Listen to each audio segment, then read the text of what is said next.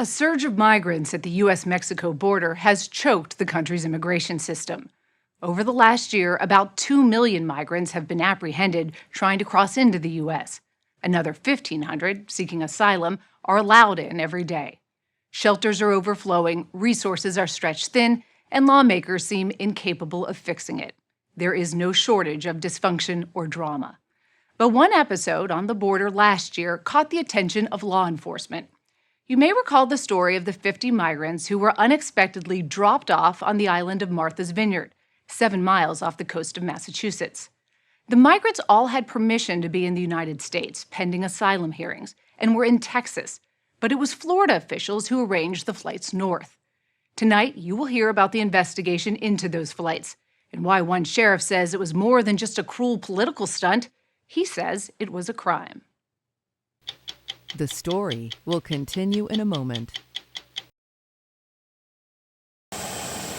In the early hours of September 14, 2022, 50 migrants lined up on the tarmac of a military airfield in San Antonio, Texas, and boarded 2 private jets. The flight manifest shows each plane carried 25 migrants. 6 others who'd helped arrange the flights were also on board. Hours later, the migrants landed here, more than 2,000 miles away on the Massachusetts island of Martha's Vineyard. These people were exhausted and did not know what was going on. They just were terrified. They really didn't know they were on an island or anything. They had no idea they were coming to a small island. Jackie Stallings and her husband Larkin own a dive bar on the Vineyard called the Ritz. They were among the first to be called in to help. Jackie speaks Spanish. I immediately said, welcome, and how are you? Are you okay? What do you need? They started telling me, their resumes. I can do this. I can do this. They all wanted to work. Jackie says the migrants seemed shell-shocked. Some were sick. Help soon poured in from every corner of the island, along with a flood of reporters, after Florida Governor Ron DeSantis took credit for the flights as part of his newly minted $12 million migrant relocation program. They were hungry, homeless. They had no opportunity at all. State of Florida, it was volunteer, offered transport to sanctuary jurisdictions. But the Florida governor's office didn't tell anyone on the Vineyard about the plan. Islanders did not think it was an oversight. I think there was this idea that by dropping these migrants off in Martha's Vineyard, they were going to stick it to rich white people, liberal elitists. No, that's hilarious because he missed it by 2 weeks. He did. They were all gone. Who was left? And so what's left is working class folks that are the teachers and the doctors and the tavern owners. What he did is he got a bunch of hardworking folks to come together and solve a problem. The story caught the attention of Sheriff Javier Salazar in San Antonio. He's the highest-ranking uniformed law enforcement officer in Bexar County, Texas, about 140 miles north of the border with Mexico. What was your reaction when you heard that they were taken from your county? I mean, I was shocked. Why Bexar County? You're the Florida governor. Why are you messing with people in Bexar County that are here legally at that point, by the way? They're not undocumented anymore. They've been documented. They're here legally. Salazar, a Democrat, spent 23 years with the San Antonio Police Department before he was elected sheriff in 2016. He asked his organized crimes unit to investigate.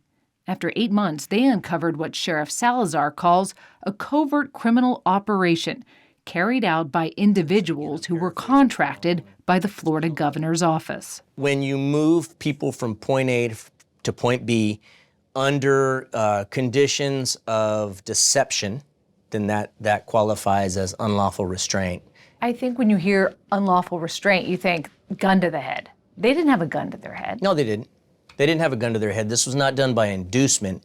It was done by deception. The deception, Salazar says, began here, outside the Migrant Resource Center in San Antonio. So explain how this all went down. From what we're able to tell at this point, basically it looks like they drove around the area looking for people that may look like the target audience that they're after, and then made the approach. The targets he's talking about are migrants, like Daniel Caro. The 30-year-old from Venezuela made the months-long journey through Central America with his sister Daisy and 2 cousins. They surrendered at the U.S. border in early September, requested asylum, and were lawfully permitted to enter the U.S. Days later, they were outside the resource center, tired and hungry, when Daniel says 2 women in a white SUV offered help. One spoke Spanish. She was saying, we want to send you to a state where there are not so many migrants, and you're going to have a lot of help because you're going to have housing and all that. Is Massachusetts ever mentioned as a possibility? No. She never said Massachusetts. Did the woman in the SUV give you her name? Yes, she said her name was Perla. Perla is Perla Huerta, who the migrants identified as the woman in this photo. According to the Pentagon, Huerta is a former U.S. Army counterintelligence agent. Dozens of texts obtained by the Florida Center for Government Accountability reveal that Huerta was in Texas looking for migrants to fill the planes. Her progress was reported back to key members of the Florida governor's office. In mid-August of 2022, Huerta texts then Florida Public Safety Czar Larry Keefe as she searched for migrants in Texas. Just got back, churches were empty. On September 5th, Keefe sends this progress note to James Utmeyer, then Chief of Staff for Governor DeSantis. I'm back out here. Conditions are quite favorable.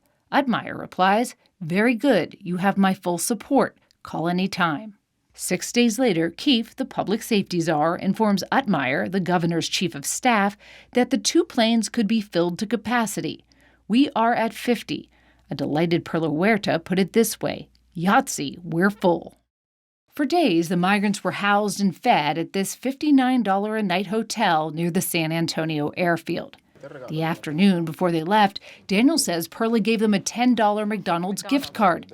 He still carries his. She said, here's a card, but I need you to sign this sheet. And we said, okay. We were hungry, so we signed it. And she said, you have to sign to be able to get the card. This is what they signed, a consent to transport form. The migrants say the abbreviations for Texas and Massachusetts were filled in by someone else. Nowhere on the form does it say Martha's Vineyard. The next morning, the 50 migrants boarded the private jets. Daniel and Daisy were excited. It was the first time either of them had been on a plane. Flight data shows the jets took off at 8 a.m., stopped in Crestview, Florida, and again in the Carolinas to refuel. They landed on Martha's Vineyard around 3 p.m. The migrants were escorted onto waiting buses and then dropped off by the side of the road. According to public records, the operation cost Florida more than $600,000, about $12,000 a migrant. Look, if you're going to take somebody and fly them hundreds of miles away, do it under full disclosure. Hey, you're gonna get on this plane. We're gonna take you from point A to point B, and I don't know what's gonna happen. There's nothing there set up for you when you get there. So you're on your own. You in or not? I would think some of those people may still say, you know what? Yeah, I'll roll the dice. From what I understand, that's not what occurred here. They preyed upon people to get them onto that plane. They exploited them, took advantage of the situation that they were in, a very desperate situation, and then took them there under false pretenses. And when you say false pretenses, you're saying they lied to them. Absolutely, they lied to them. They told them they were going to get jobs there and housing there, and just everything. The answer to your prayers is on this plane, and we'll take you to the promised land. The streets are paved with gold. Nobody, absolutely nobody knew they were going to the island of Martha's Vineyard. Rachel Self is a criminal defense and immigration lawyer who happens to live on the island of Chappaquiddick, just off the eastern end of the vineyard. Self, who speaks Spanish, says the migrants who'd all followed the laws to enter the country were now most worried about missing their mandatory immigration check-ins, which were scheduled all over the country. And what happens if you miss that check-in? If you miss that check-in, there's a potential that you could be placed into proceedings and deported in absentia. One migrant left the group for the mainland. Self arranged later check-in dates for the other 49. And at that point, it was just, we've been told this. We're going to give you jobs. Are you my lawyer that I'm going to get? Where's the house that I'm going to be living in? As proof of the promises, most were clutching paperwork they say was handed to them 15 minutes before they landed on the vineyard. It says Massachusetts Refugee Benefits. Massachusetts welcomes you. And this is not even a flag for the Commonwealth of Massachusetts. The governor's office said the packet included a map of Martha's Vineyard, so it was obvious where they were going. It was not obvious where they were going. They didn't get that map until 15 minutes before the plane landed. I don't know about you, but I'm not aware of being able to change my mind mid-flight. The pamphlet also advertised benefits and services, cash and housing assistance, employment programs, job placement, and English classes. So they didn't have access to any of that? None of that. I mean, it says it's refugees. They're not technically refugees. They're not. No, they're parolees seeking asylum. None of these benefits apply to them, and whoever perpetrated the scheme didn't realize that. Rachel Self says if immigration officials determined the 49 migrants were victimized, they could receive justice in the form of something called a U visa. And in order to qualify for a U visa, you need two things. You need to have a certification from a law enforcement official that you were a victim of a crime, and you then need to show that you suffered as a result of the crime. In my possession, I have my 49 certs. So she flew to Texas with a stack of U visa certifications for Sheriff Javier Salazar to sign. After careful review, he did. So if the intention of this stunt was to look tough on migrants, what did it actually do? Ironically, it provided them a completely independent, available path to legalize their status here. Only Daniel, Daisy, and their cousins remain on the Vineyard, working odd jobs to pay the bills. The other 45 settled on the mainland. They've all begun the years-long wait for their asylum cases and U visas to be processed. It's Congress's failure to act that has caused this to become such a major broken issue in this nation. If we used to parole people into the country and grant them work authorization in the same stamp, but now it takes years to get work authorization. So it creates this vacuum for labor abuses to thrive, housing abuses to thrive, human trafficking to thrive. The governor's office has said that these migrants were abandoned, they were homeless, they were hungry, and they gave them a chance to go to, quote, greener pastures. Oh my gosh, give me you're tired, you're hungry. Right, he's certainly saying all the right things to make himself sound like a Boy Scout in this situation. But again, you're a schoolyard bully who took advantage of people that you thought were people of no consequence, and now you're getting called on your crap. No one in the Florida governor's office has been charged with any crimes related to the flights. They declined to speak to 60 Minutes about the operation.